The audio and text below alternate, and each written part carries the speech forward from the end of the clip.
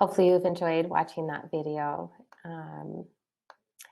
And it really gives you a little bit of insight into the program and a little piece of what you might experience if you were to attend the Public Health Brigade to Ghana. I'm going to go ahead and share now my PowerPoint presentation. Let's see here.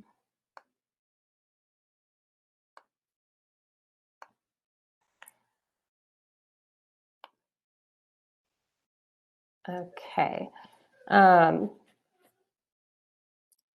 moment here because I'm unable to see you now. Can one of you tell me that you can see the PowerPoint presentation? Yes. Okay, wonderful. Thank you. Great. So the Public Health Brigade to Ghana, we have flights on hold for May 17th to the 29th of 2022. So it's going to be 11 days on the ground. I want to tell you a little bit about the Global Brigades. So they are an international nonprofit that empowers communities to meet their health and economic goals through university volunteers and local teams. So the mission is to empower volunteers in under-resourced communities to resolve global health and economic disparities and inspire all involved to collaboratively work towards an equal world. And the vision is really to improve equality of life by igniting the largest student-led social responsibility movement on the planet. So the Global Brigades, they are student-led. However, we do have our GSU faculty lead our group of students. We have really wonderful faculty who are part of this program.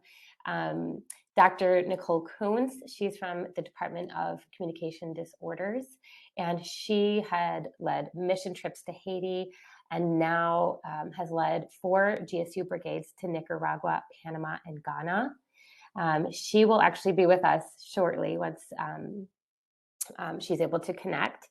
And we're onboarding a new faculty collaborator, Dr. Rosina Britton from the Division of Psychology and Counseling. She's done service locally. She studied abroad in Greece, and this will be her first GSU brigade. Dr. Britton, I know you're on here, so if you don't mind maybe just saying a few words. Yes, hello, and I'm really excited about this opportunity. My last study abroad was in Greece, but I really do like the component of this where we do the acts of service, where we're providing substance to our trip, not just the educational part, but we're also giving back to the community that we'll be visiting. So I'm super excited, and I hope that you all are able to make it on this trip. Thanks for being here. Thank you, Dr. Britton. And once Dr. Coons is on here, you'll be able to hear her energy and passion for this program, she's just very excited to return to Ghana. And I myself have been on 2 public health brigades to Nicaragua. They were the first 2, going with Dr. West, who we'll talk about a little bit later. She had gone on all 6 of the GSU brigades. And it really is such a wonderful experience. So I hope that you'll take this opportunity to participate. But here are a few photos from Ghana. And you'll see there's a variety of hard work in the middle there where they are building the biodigesters. And on the top center, you've got a photo of some of the GSU students with the brigade coordinators and the community members that live, on the grounds that you'll be working. We have Dr. Coons and Dr. West on the top right with one of the collaborators in Ghana. And on the bottom right, that's when the GSU group got to visit a school, and they had the biggest, warmest welcome from these students. So hopefully you'll be able to experience that as well. And on the bottom left is the actual group that had traveled from GSU. I mean, I just wanted to let you know I'm here. I'm yay! so. Great. Thank you. Thank you for letting me know because I'm unable to see while I'm sharing, see who's on. But at this point, Dr. Kuntz, I can hand it to you to talk a little bit more about the Public Health Brigade to Ghana. And actually, the next few slides will be going through kind of what the Public Health Brigade is, and I can let you kind of go through that as well, and then I could take it back. Let's go. Let's go. All right. So hi everyone. I'm Dr. Kuntz. It's so nice to meet you all, and I'm so glad that you're expressing interest in this experience. You've been able to hear and see a little bit already. It's an amazing experience. So Public Health Brigade is a lot of like good work, like the best work you'll ever do. You can see lots of smiles, but we're also, just so you know, really sweaty and don't expect to smell good on the experience at all. But we also get the opportunity to meet just some of the best community members. So when Amy was describing some of the folks to you, like in these upper pictures, we are actually working with they're in the community, they're called beneficiaries. And these are the families who are actually getting the sanitation systems in their homes. But we also get to have other great experience, like do educational programs. We were able to do one in the school the last time that we were there, which is the bottom right picture, I think, for you all, where, yes, we had just like a roarous kind of welcome to that school community. And then the students also, our students from GSU also collected supplies because we had a relationship with another school in Ghana as well. And we were able to take school supplies to that particular school, and the kids greeted us and had a performance, and we were able to go see them in their classrooms doing work and do some activities with them in that context as well. So it's a really rich experience.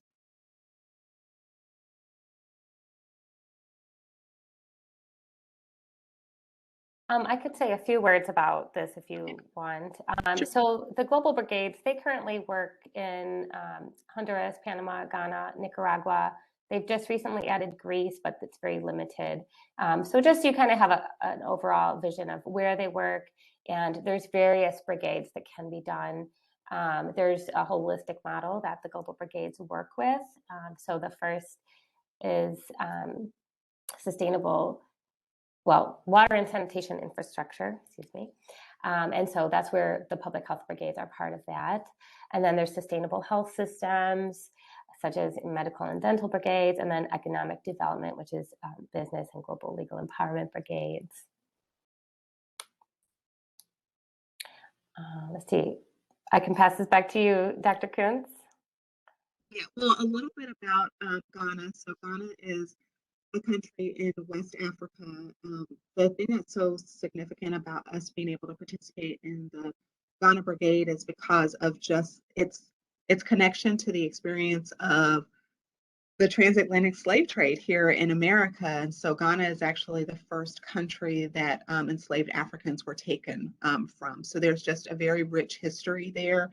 We get to see the vestiges of colonialism still kind of in place in Ghana, and then also connected to our experience here in the United States. And it's also why a good piece of the experience that we do is not just the Public Health Brigade program, but also us getting to have some cultural experiences as well. But as we're there, we're able to do some things that are really wonderful, like really work on public health. In most of the world, the United States is a in that we have a sewage and water and sanitation system that's built in throughout the country. In many places in the world, that is not so, and especially in the rural areas of many countries. And so being able to give folks access to clean water and toileting and showering systems is really important to them being able to have best health outcomes that they possibly can. So that's what we're doing while we're there. Is like, it sounds really modest and but having a bathroom in your house is a big deal. And 50 years or so ago here in this country, everyone didn't have those things. And so being able to provide those things in this particular context is really great. Not only are we working with folks having better health outcomes, but it's also about safety as well. So having water, having access to water, having access to toileting actually frees folks up to be able to do two things: take care of their health, and then it also frees them up to be able to think beyond just their immediate needs. So you're really inserting yourself into a community at kind of those Maslow's hierarchy of needs kind of level, so that you're a part of them being able to change their position and change their position individually, but also the lives of their children in the community as well. I don't know what else I have to say about all of these slides. That's okay. I know there's a lot in here. But let's see. So,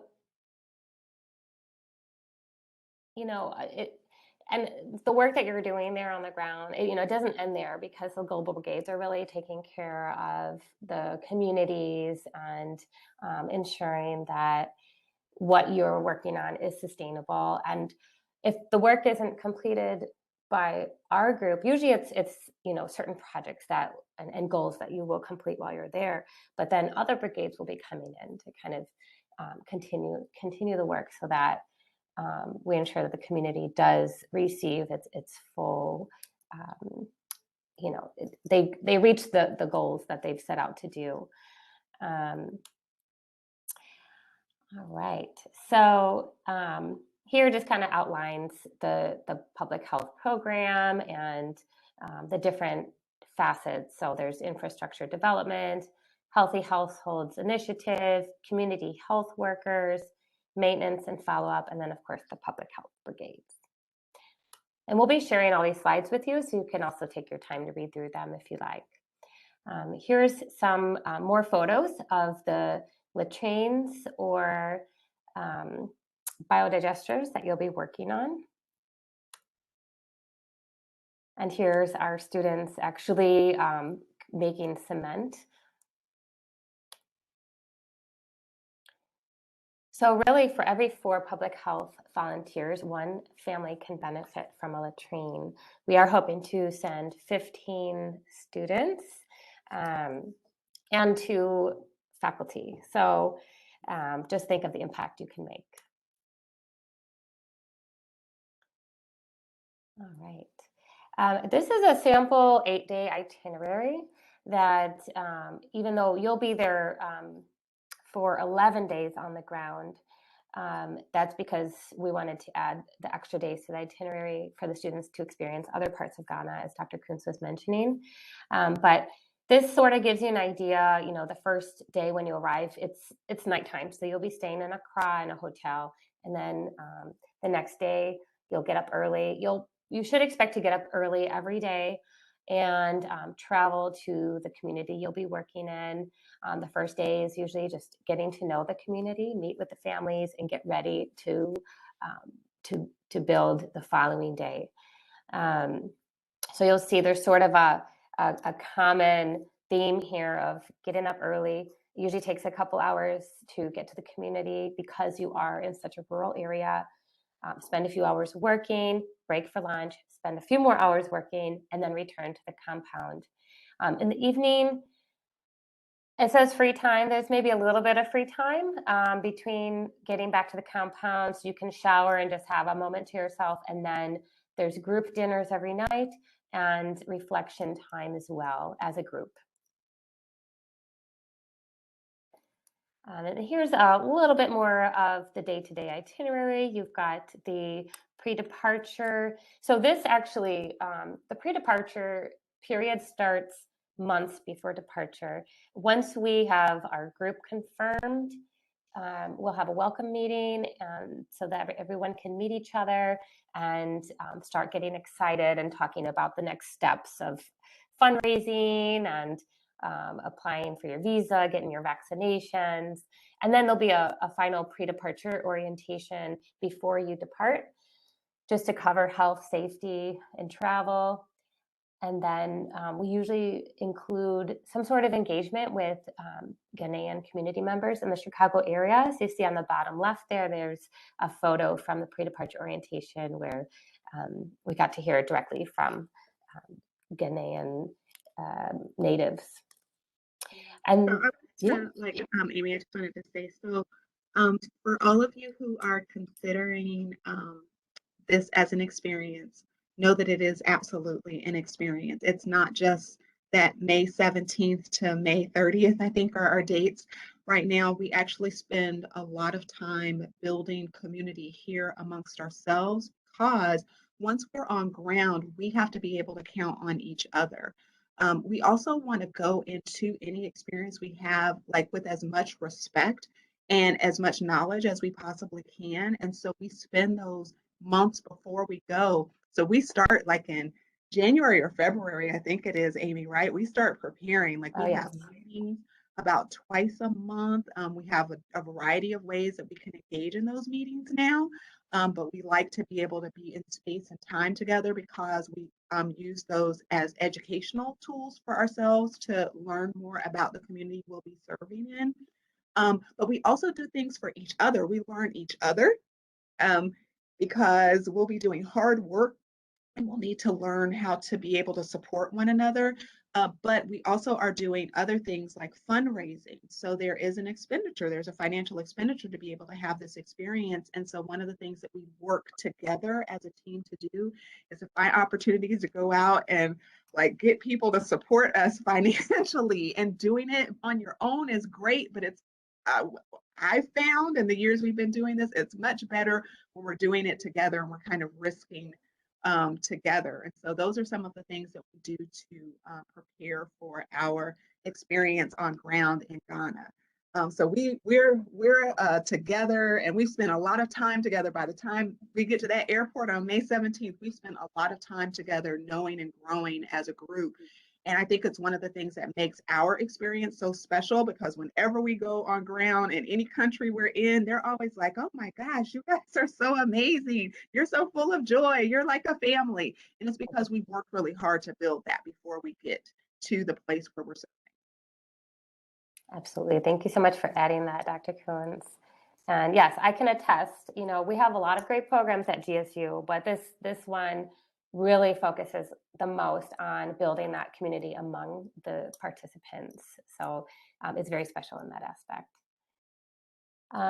Great. So once you're ready for departure, we'll coordinate so that everyone meets at the airport together before going through security. You check in together, and you're together from that moment until you return, which is another reason why it's so good to build that relationship, because we're together all the time, from like 6 o'clock in the morning till 10 o'clock at night.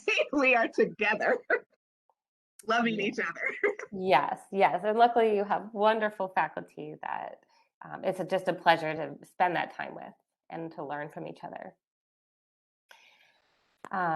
Great. So this is the itinerary in a little bit more detail.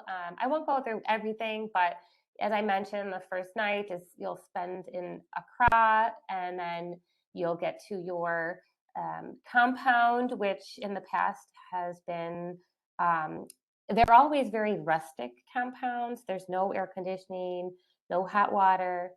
But what's really nice about the program in Ghana is that you can, well, last time they stayed on the beach. So we do suspect that it would be another similar location, if not the same location.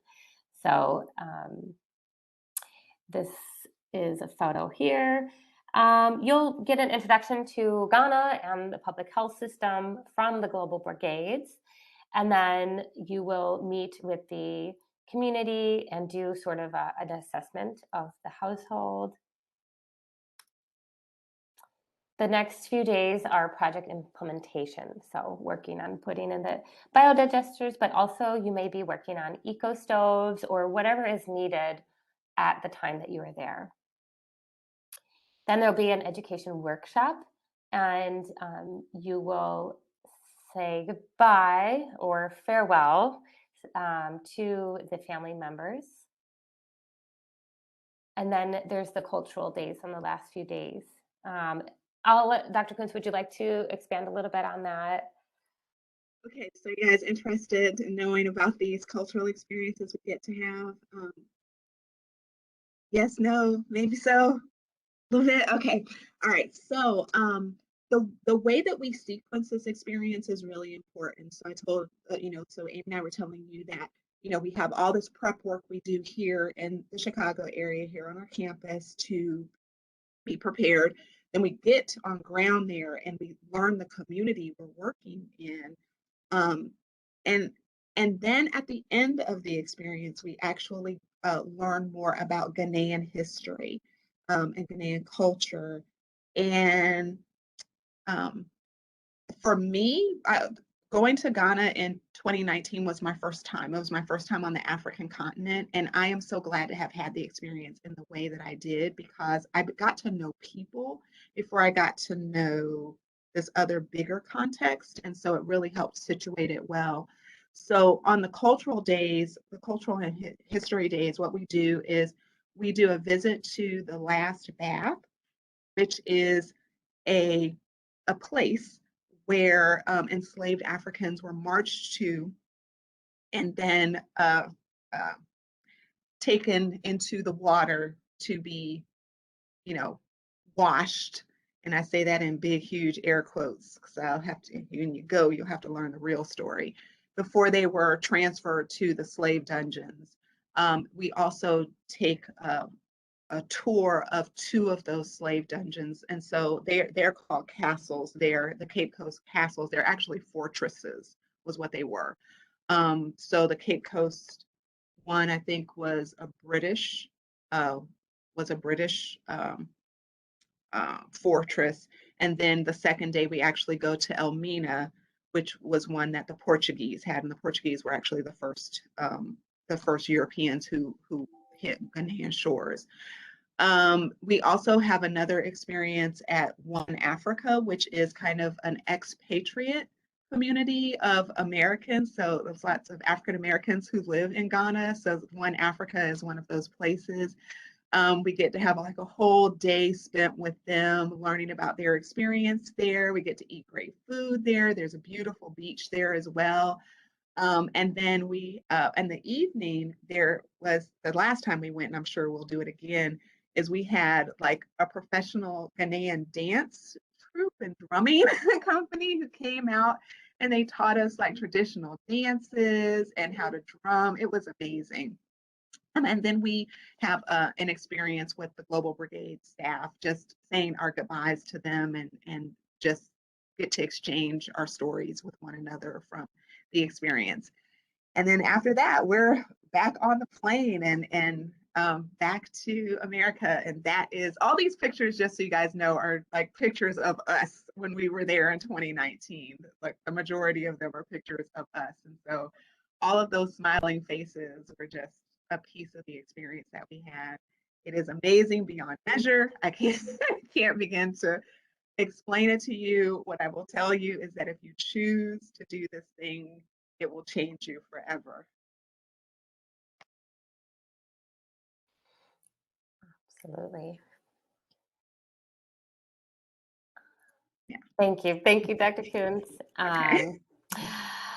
And here's just another slide about the education workshop. So one thing, we had mentioned that the group visited a school. So what the Global Brigades like to implement is this one day of education, so that the volunteers can interact with the community, whether it's children or the families you're working with, and to teach them something. For example, in Nicaragua, we taught the children about the importance of hygiene and washing your hands and boiling water.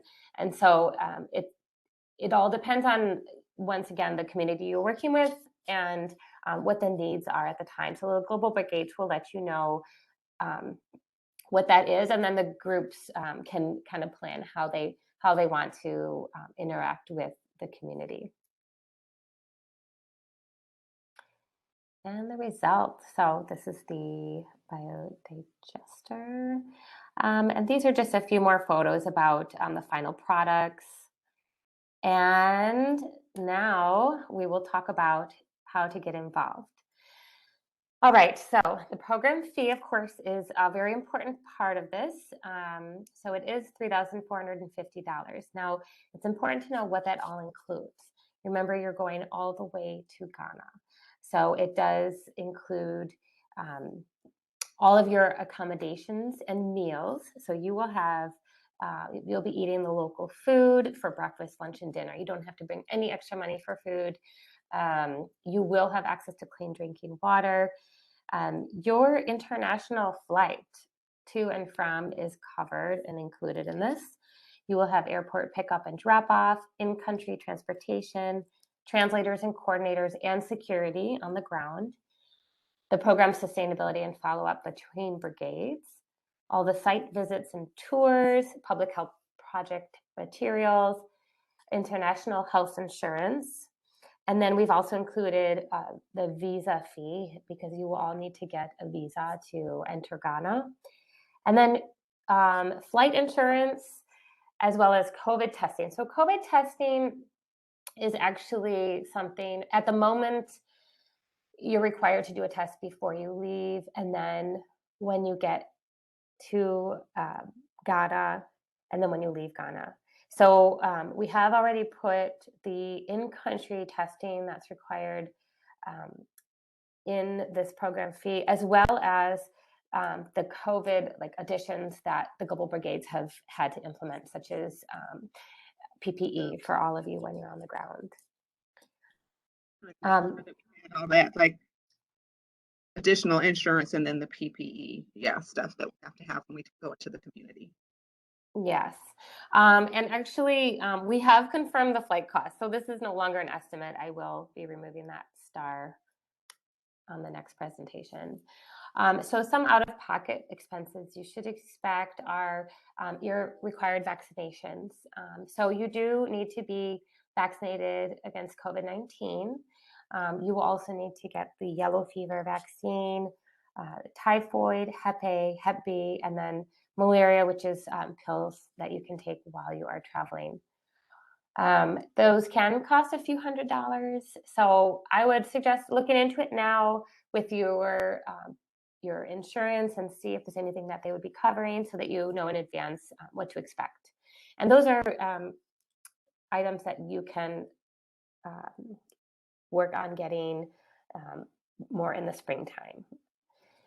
Now, any pre-departure COVID testing would also be on your own. And then tuition and fees. So if you're taking the course for credit, which is a 3-credit course, then you would pay your normal GSU tuition and fees for that.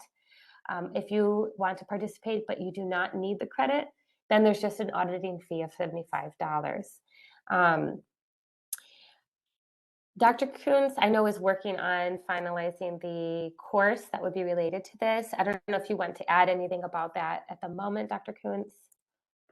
The course, we have to work with the university to update the course number, but the course is an elective. So it is an elective course that can apply to your general studies credits, either in your undergraduate or your graduate program. So that's the way that we've run it in previous years. So you certainly can use that to meet one of your requirements. Yes, thank you. And so due to the uncertainty of the ongoing pandemic, your program may be subject to additional expenses to meet new required government policies and procedures, but we will make the best effort to communicate new rules and policies as soon as we learn about them, in order to share the impact on your program. To be honest, we've tried our best to think of everything. Okay, I cut out for a little while. I'm sorry. Oh, sorry, I didn't hear you. No, I don't even know where I cut off. It just started buffering. Okay. Excuse me. Well, I know I heard you talk about how it's It could be an elective if anyone Right. needs an elective. Right, for undergraduate or graduate.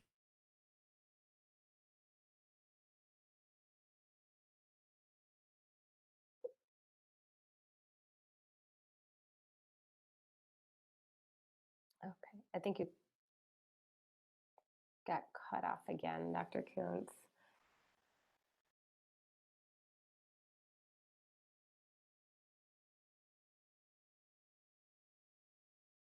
Okay. Okay, I'm back again. Oh, okay. Yeah, I was going to say, I couldn't hear you again for a little bit. Okay.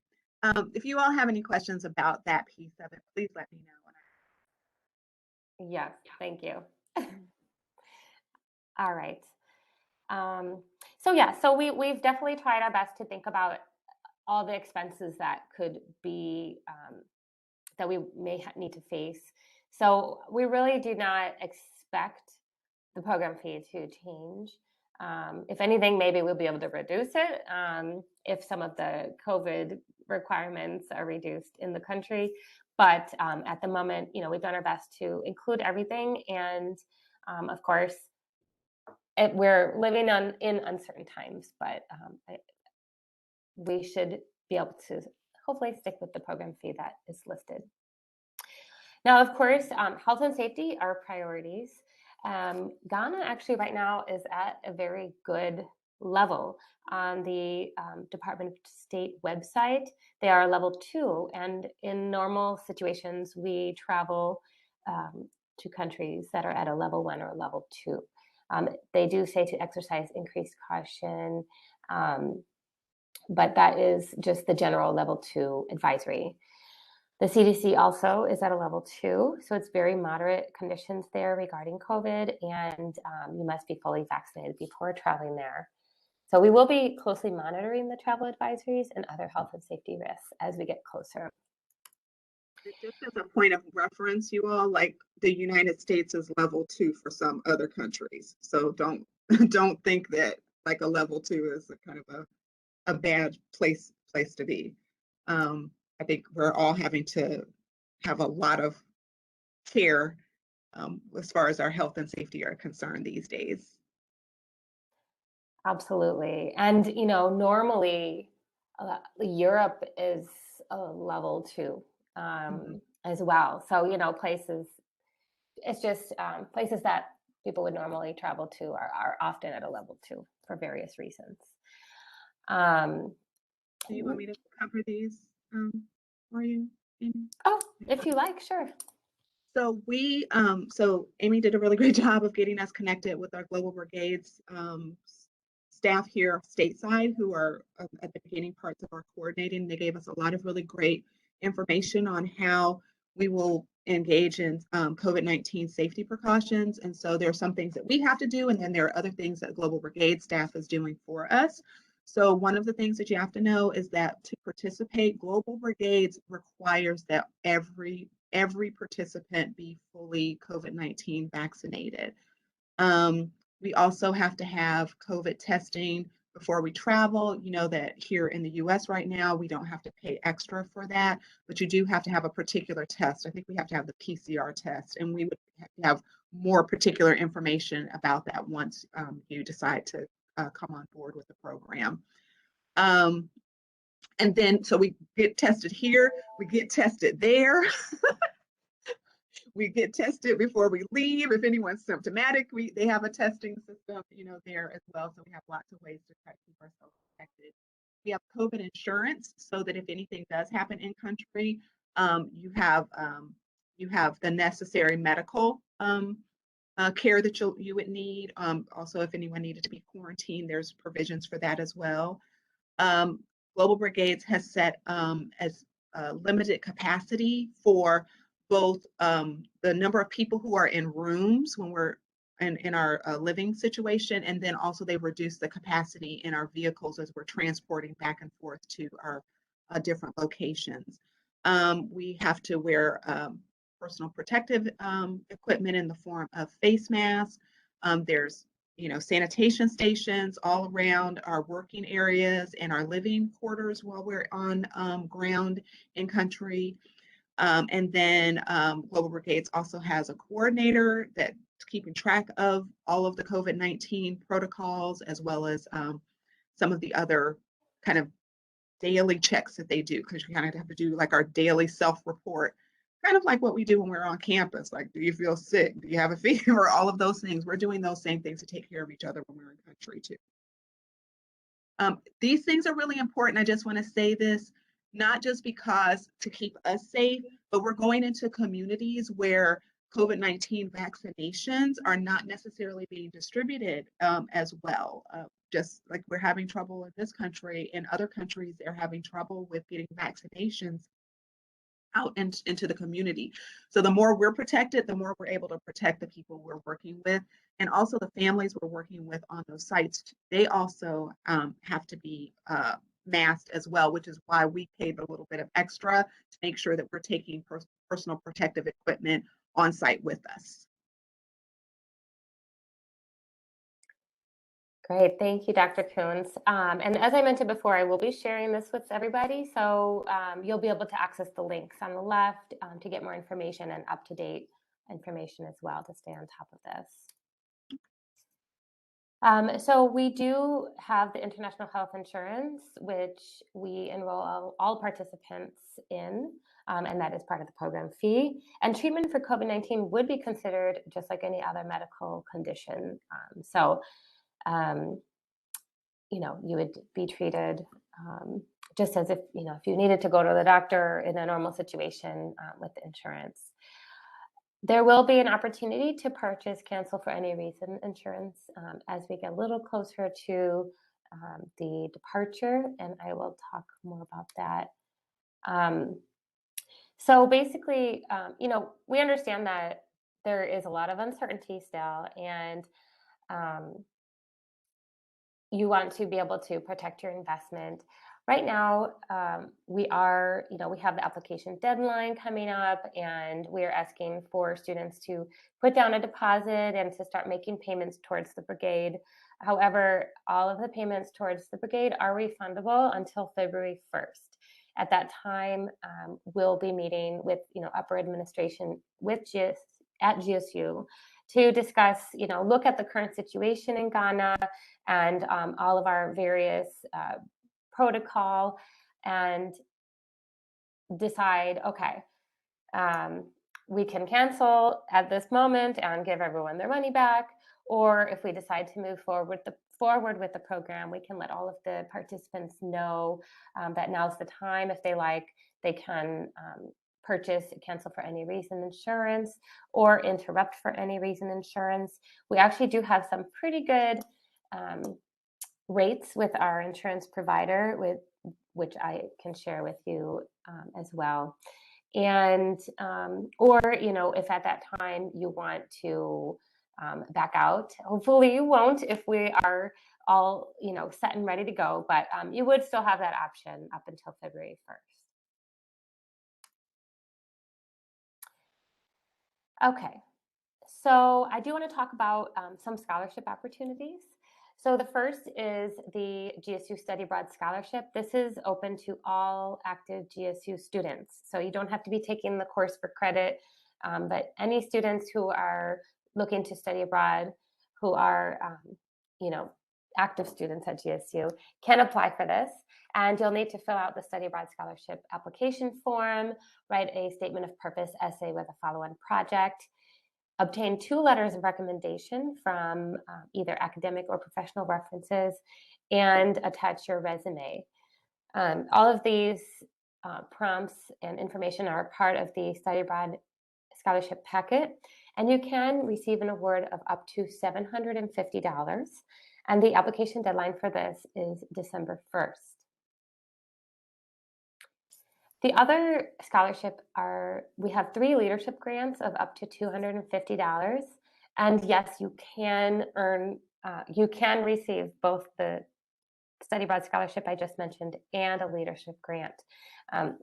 This is an opportunity for students to take on a leadership role with the brigade, and they will work very closely with the faculty and be kind of the leaders for the group during the various pre-departure meetings and fundraising, and they'll be helping with group development, education, and fundraising, as I just mentioned. The application deadline for this is November 21st, and I'll be sending all of you the application for this as well. And then we have the Dr. Phyllis West Global Service Learning Scholarship. So Dr. Phyllis West, she was a senior lecturer in the social work department at GSU for many years, and also a former Peace Corps volunteer in West Africa. And so she was really instrumental in implementing and ensuring the success of the service learning abroad at GSU. So during her time, she led all 6 brigades to Nicaragua, Panama, and Ghana, and touched the lives of so many. Through her dedication and passion for serving others, she opened opportunities for students who never dreamed of studying abroad to make this a reality. And this scholarship is for one student to be our Global Service Learning Scholar, and it is a full scholarship to cover the program fee, passport application, and any vaccinations needed. Now, there are some specific requirements. The student must be a first-generation college student who has never been outside of the U.S. We'll also be looking at GPA requirements and make sure that the student is in good financial and community standing at GSU. But this is a very special award, and more information will be on the application. The deadline is November 21st as well. And if you're thinking about other ways you can fund your program, you can think about if you do get financial aid, since this is a summer program, there's a couple of things. If you get a refund in the spring, you can maybe save some of that to help make your payments throughout the spring semester. If you're taking this for credit in the summer and you're receiving any financial aid, the disbursement will likely happen after you return, but could possibly be used more as a refund to yourself. There have been student life travel grants in the Center for Student Engagement and Intercultural Programs. So they may have some funds available. I'm looking more into that, but in the past, they've been able to do a... In the past week, they've given some money to some of our students from Student Life. So that's helped some students to defray some of the costs as well. Yes, absolutely. So I believe it's been up to $500 reimbursement. But I'll be working on getting more information on that, but feel free to reach out to Student Life directly. And of course, fundraising, there's a lot of ways that the group can fundraise, whether they want to do a bake sale or some sort of event on campus. They can also reach out to friends and family for donations, reach out to companies. The end of the year is usually a good time, but we would need to work closely with GSU to make sure that you're following the protocol for that. And then also local businesses. We did have a student in the past reach out to her church, and they put a little posting in her newsletter, and they put donations on her brigade website, and she received so much that she actually ended up sharing the donations with other classmates. Mm-hmm. One of our other students was a part of a support group. And when she told her support group that she was planning to do this thing, and I'll tell you, the student was a breast cancer survivor, and the women in her support group were just so kind of overwhelmed with wanting to support her. They just donated money to her for her to be able to have that experience. So you don't know who will support you if you don't ask. And we've had just our students have some really wonderful experiences, surprising, beautiful experiences with people in their lives saying, I can't do this, or I don't even understand why you want to do this, but I'm gonna give you $50. And you know, those $50 and $25, they start adding up and they take that money off of that fee. So it is absolutely possible. Like some of you guys have your cameras on, I'm looking at your cute faces. I'm telling you that it's absolutely possible to make it happen. I really appreciate GSU for having funding within our Office of International Services to give you all, like almost everyone who applies, who's a GSU student gets, some kind of award from OIS. And there you go. There you got a third, you got like a quarter of your fee is already gone, that quick, right? And then there's other ways for you to get scholarships and funding, maybe looking at your financial aid and figuring out how to eke a little bit extra out of that. Telling you the experience is totally and completely worth it. Absolutely.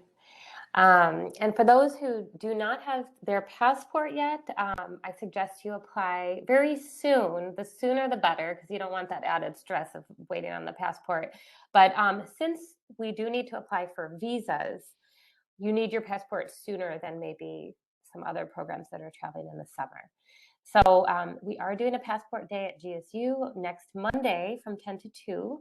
And if you want to come, we're taking walk-ins, and we are planning to also take passport photos of students and print them on the spot.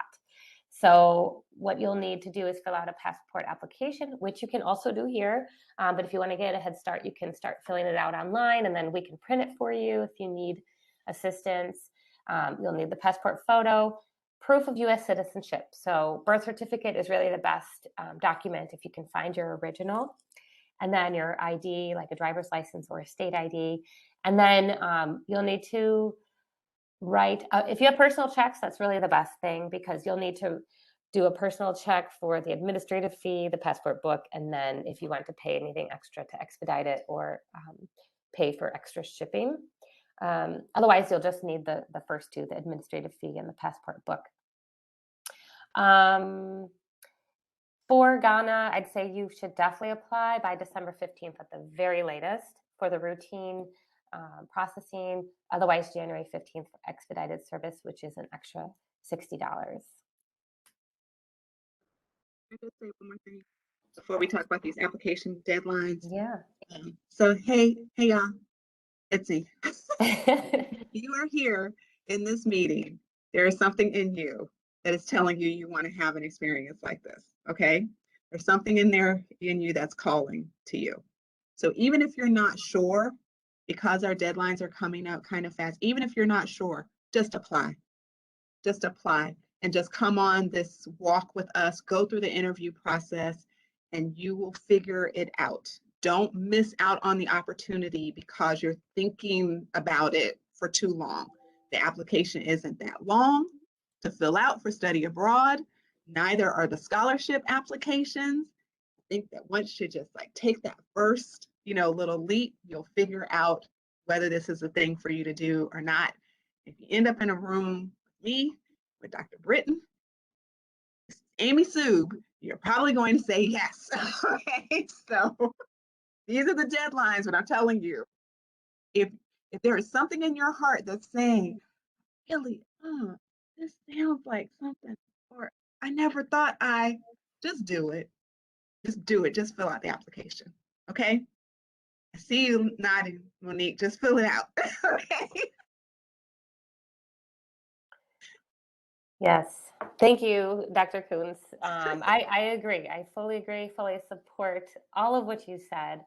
Right now, there's no real commitment, even though, we hope that those who do apply will follow through. But it doesn't hurt to just get your application in, do the interview. The first deposit isn't due till December 1st, and it's only $250. It's December 1st or upon acceptance, because we hope to let you know by December 1st about your acceptance. And the second payment, which is due January 15th, if you applied for any of the scholarships and you receive something, we can apply it towards that second payment. So that'll help reduce the cost. So for example, if you receive $750 from the study abroad scholarship application, that means your second payment, you won't have to pay anything, and then you'll only have to pay $450 of the third payment. And then you've got you know, all the way till March 15th to make another payment. And hopefully that'll give you plenty of time to save up a little more money and work on the fundraising.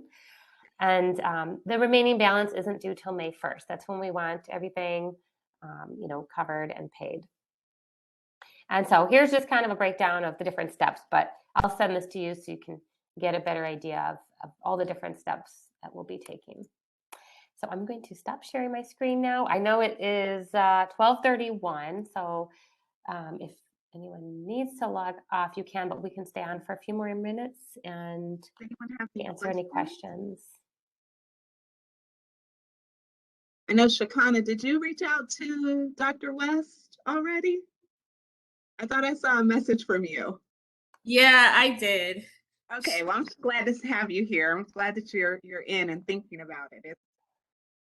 I've been ready for this trip forever. I didn't get to go the first time because I was pregnant, and I'm like, oh, I'm not missing out. I sent my application to Amy. Oh, yeah, okay, good. Well, and Shakina went on the Public Health Brigade to Nicaragua a few years back. So she. Mm-hmm. Yeah. Do you want to say a couple words about that real quick, Shakina? It was absolutely the most fun I had ever had. It was the best experience that I had ever had. And it really did put a lot of things into perspective. I put it in like the essay that I wrote that while we have a lot of our issues going on here in America, we do kind of take for granted the little things that we have access to, clean water, roofing and housing and just the big things. I was so impressed by the community. They were so minimalistic and they got big things done. And I'm like, how are you doing this with just some rolls of tape and a half a Coke bottle? Like, how are you building all of this without, the big tools that we use here? If I'm looking to build something, I'm looking for a tractor, a trailer, all these people know. And they got so much done that you really start to look at your life and be like, okay, maybe I do kind of go overboard with a lot of things. I can do without all of, the material things in my life and function just fine. But I think I like the camaraderie that we had most of all. We would come back to the compound and just talk and it really brought out so much. I still talk to a lot of the girls that went, and I'm excited for this if I, get to go and I'm chosen. And I'm ready. I'm ready. Like I've got it in my mind. I've got my bags packed. I'm ready to go. It's just a pretty amazing experience. And that's we found out with every brigade gone is that they've become like this little family and they're still meeting together, they're celebrating birthdays together. I still have students who send me, from brigade who send me, updates either on Facebook or from on my cell phone. I'll say, okay, hey, what's going on? So it's definitely an experience. Oh yeah, I can't wait. Yeah. Any other questions?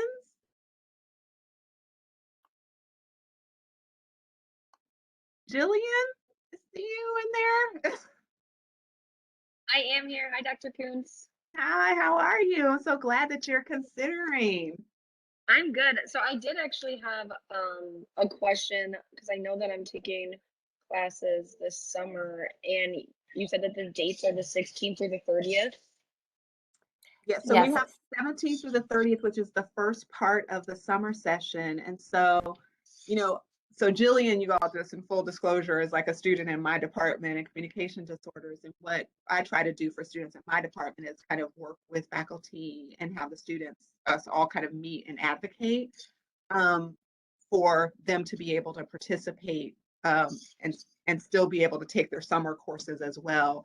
And that could come up for other students. We've had a really great record, though, of even students who are in summer program, when they've gone to their professors and talked to them about doing this experience, they found some way to work it out. So just know that even if you're taking summer courses, you may be able to work with your professors to have that 11 days or so off so that you can still have the experience and find out a way to get your work done as well for the course. That's awesome. Thank you, Dr. Prince. Yeah, were you concerned about that as well? Yeah, I did. I actually emailed Dr. Rosselli in the middle of the meeting. I was like, oh, I have to figure this out really quick, but that actually was really helpful. Thank you. Yeah, we absolutely try to find a way to make it possible for students to do it. And so Amy and Dr. Britton and I were actually working on the dates even because I was just like, okay, if we can get the dates across this, they'll miss less, fewer classes. So we were really trying to figure out a way to make it possible for all students to be participated there. Hello. Can you hear me? This is Gladys Fistrunk. Yes, Yeah. hello. Hi, hello. I'm so really excited about this trip. I couldn't believe when it came to my email. And I wanted to find out, I missed the part what you said about the application. Where do we obtain the application from?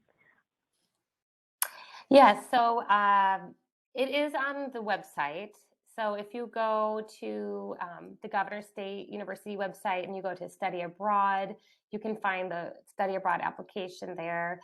You can also go to the Service Learning Abroad website. I'll also be sending an email to all of you who registered with all the links and attachments as well. Okay, and one more question. If we've already been vaccinated, do we still have to take the COVID test when we go to each, wherever we're going to each port? Do we have to take the COVID test as well? Yes, Yeah, you do. even if we're vaccinated, we have to be COVID tested. Yeah. Okay, all right. Yeah. But they're really great. We have to take care of it ourselves here on this end, but once we're in country in Ghana, the Global Brigade staff helps us coordinate the testing so that we are, we get transported together, get all tested together, and then, so we'll make it as convenient as possible while we're in country. Okay. Excellent. Okay. Yes, yes, I'm Anybody else really have excited. questions about the experience, about, I don't. Hi, everybody. My name's Monique.